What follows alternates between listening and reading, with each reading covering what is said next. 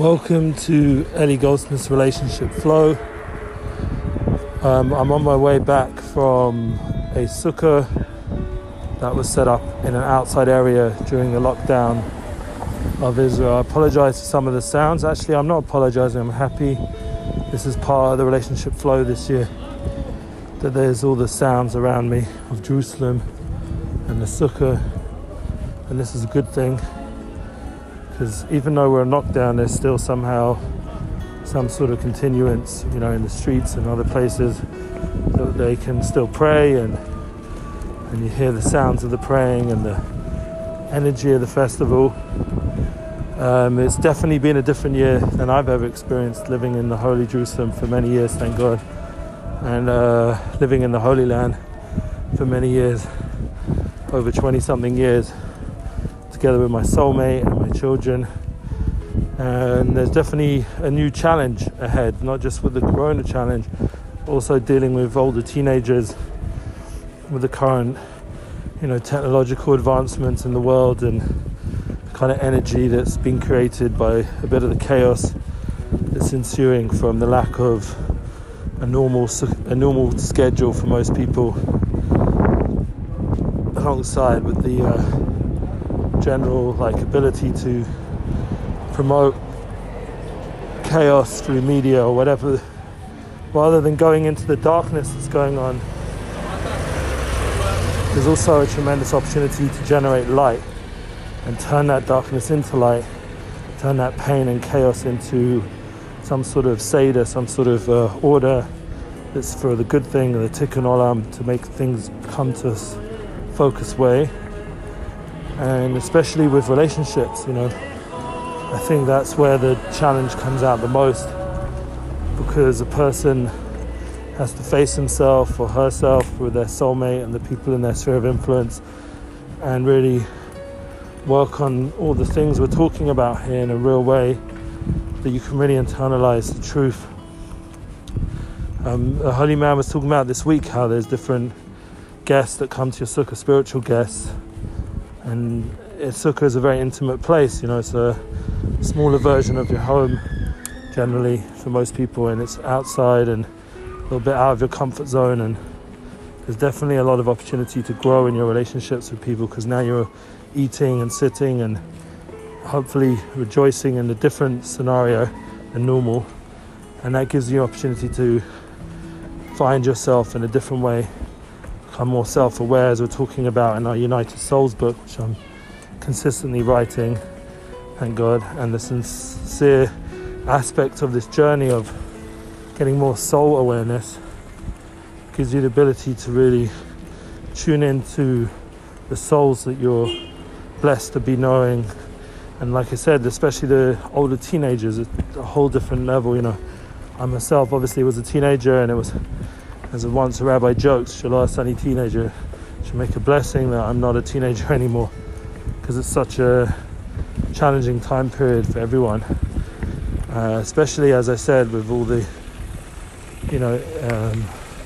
as I say, 10x, everything's gone a bit even more intense than would be normal. So whatever challenge was, now it's even more intense version of it.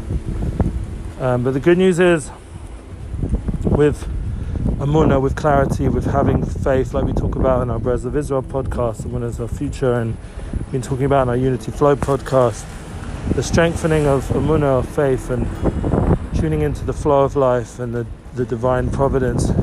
Everything is meant to be, that once there's a certain level of acceptance and ability to pray and to meditate on the situation, that we all have the ability to transform these struggles and to learn a lot, and to empower our children, if you have children at that age, to learn a lot.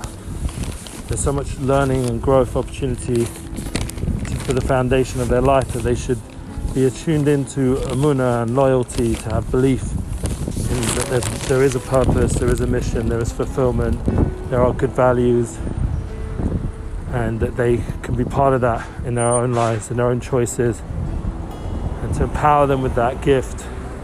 And one of the ways, obviously, is with demonstration through the relationship flow between the husband and wife, between the soulmates, that they themselves are even if not always in a perfect way, because sometimes I know myself, my words are not always in tune with that. I say things I don't really feel, or if I feel, I regret feeling and saying such things, like critical or, blaming others. It's something which is a mistake, and something which I have to work on.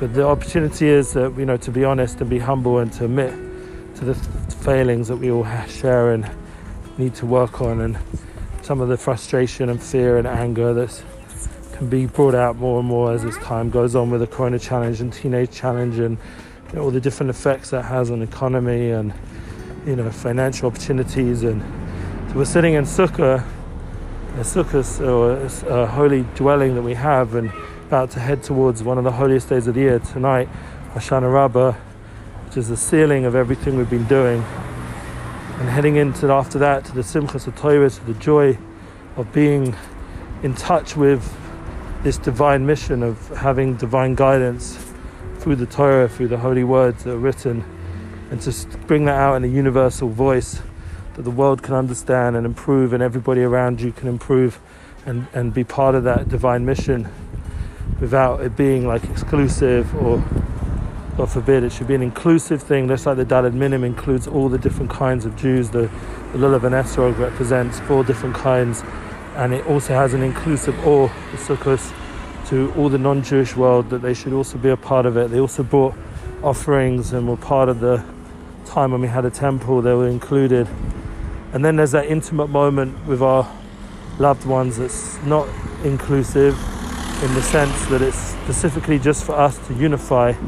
And once we're unified, then we can be truly inclusive to everybody. And it's not an exclusive thing, because the goal is to be inclusive, but first to unify with the loved ones that you're gifted with.